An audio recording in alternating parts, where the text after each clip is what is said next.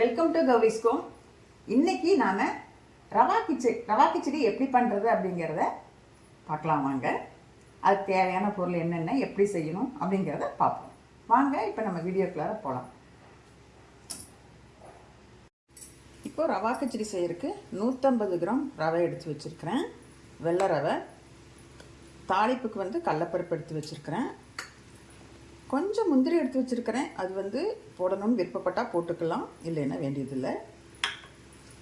நான் காரம் கம்மியாக இருக்கணும், இப்போ வெயில் காலம் ஆயிடுச்சு, அதனால் காரம் கம்மியாக இருக்கணுங்கிறதுக்காக 2 பச்சை மிளகாய் வச்சுருக்கிறேன். ஒரு தக்காளி வச்சுருக்கிறேன். இந்த பெரிய வெங்காயமாக இருக்குது, இதில் பாதி போட்டாலே போதும். உங்களுக்கு வேணும்னா நீங்கள் அதிகமாக போட்டுக்கலாம். நான் பாதி தான் போடுவேன். அப்புறம் கேரட்டு இவ்வளோ பெருசு ஒன்று, ஒரு 5 பீன்ஸ் எடுத்து வச்சுருக்கிறேன்.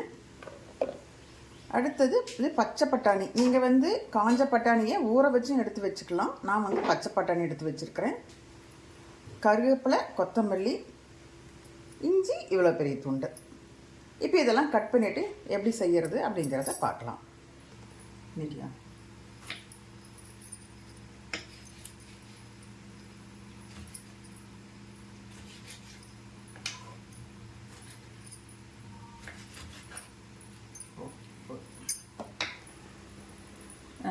வடச்சட்டி வச்சாச்சுங்க. வடச்சட்டியில் கொஞ்சம் நெய் ஊற்றிருக்கிறேன். எதுக்காக அப்படின்னா முந்திரி பருப்பு எடுத்து வச்சுருக்கோம் இல்லையா, அதே வறுக்கிறதுக்காக. இந்த முந்திரி பருப்பு நல்லா பொன் வறுவலாக வறுத்துக்கலாம், கருகாமல்.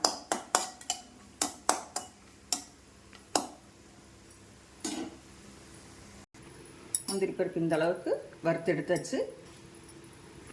முந்திரி பருப்பை இந்த மாதிரி வறுத்து எடுத்தாச்சு. அடுத்தது நம்ம ரவையை போட்டுக்கலாம்.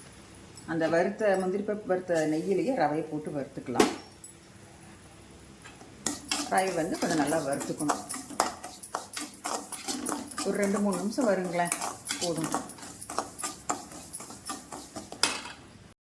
ரவையை வறுத்து கொட்டியாச்சு. அடுத்தது எண்ணெய் ஊற்றி, இப்போ எடுத்து வச்சுருந்தா ஆயில் ஊற்றிட்டேன். நான் ஆயில் தான் ஊற்றிருக்கிறேன். கடுகு,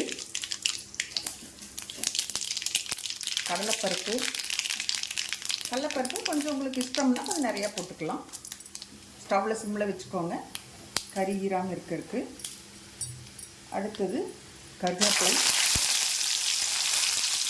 பச்சை மிளகாயும் வெங்காயமும் சேர்த்தியாக நான் போட்டுடுறேன். ஆனால் பச்சை மிளகாய் தெரிக்கும், அதனால. அது கூட இஞ்சி துண்டு,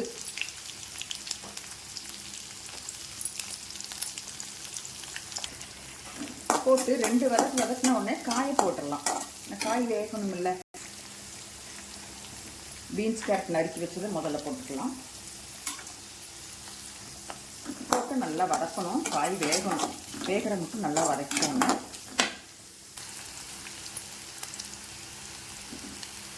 கொஞ்சம் கல்லுப்பு போட்டுக்கோங்க. கல்லுப்பு போட்டு கொஞ்சம் நல்லா வதக்குங்க. கொஞ்சம் மஞ்சத்தூள் தேவையான அளவு. கல்லுப்பு, மஞ்சத்தூள் போட்டு தக்காளியும் போட்டுக்கிறேன். அப்போ அந்த தண்ணி சத்துக்கு அந்த காய் வேகும் நல்லா. அது நல்லா வேகிற மட்டும் நல்லா கரைச்சி விடணும். இந்த காய் வேகிறதுக்காக கொஞ்சம் தண்ணி ஊற்றி லைட்டாக மூடி வச்சு வேக வைங்க ஒரு 5 நிமிஷம். இப்போது இது வேகிறதுக்காக கொஞ்சம் தண்ணி ஊற்றிருக்கிறோம். நீங்கள் குக்கர்லையும் கூட இந்த காயை ஒரு விசில் போட்டு எடுத்தவங்க கூட தாளிக்கும் போது ஆட் பண்ணிக்கலாம். அது நம்மளுடைய இஷ்டம்தான். அடிக்கடி எடுத்து பார்த்து அடிப்பிடிச்சிடாமல் கிளறி விட்டுக்கோங்க. ஒரு 5 நிமிஷம் கழிச்சு பார்ப்போம். இப்போ இந்த காய் வெந்தாச்சு. காய் எப்படி வெந்துருச்சு அப்படிங்கிறத பார்த்துருவோமா? இப்போ இந்த கேரட்டை நசுக்கணும்னா அப்படியே கையில் நசுங்குது. இதுதான் வெந்ததுக்கான அடையாளம். சரியா? இப்போ இது கூட பச்சை பட்டாணிங்க போடுறேன். ஏன் கடைசியாக போடுறேன்னா பச்சை பட்டாணி சீக்கிரமாக வெந்துடும். அதனால் லாஸ்ட்டாக போட்டு அதையும் 2 பிரட்டிட்டு தண்ணி ஊற்றுறோம். நீங்கள் எந்த டம்ளரில் ரவை எடுத்துறீங்களோ அந்த டம்ளரில் 2லேருந்து 2.5 வரைக்கும் ஊற்றலாம் தண்ணி. நான் 2.5 டம்ளர் தண்ணி ஊற்றிருக்கிறேன். தண்ணி கொதிக்கட்டும். அதில் உப்பு பத்தலைன்னா உப்பு கொஞ்சம் போட்டுக்கோங்க. கரெக்டாக உப்பு காரமெல்லாம் பார்த்துக்கோங்க. இப்போ தண்ணி கொதிச்சாச்சு. ரவையை போடலாம்.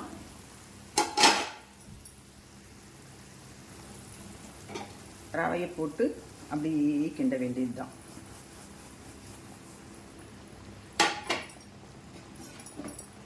ரவையை போட்டு அப்படியே நல்லா கிண்டுங்க, நல்லா வேகும். வெந்ததுக்கப்புறம் பார்ப்போம்.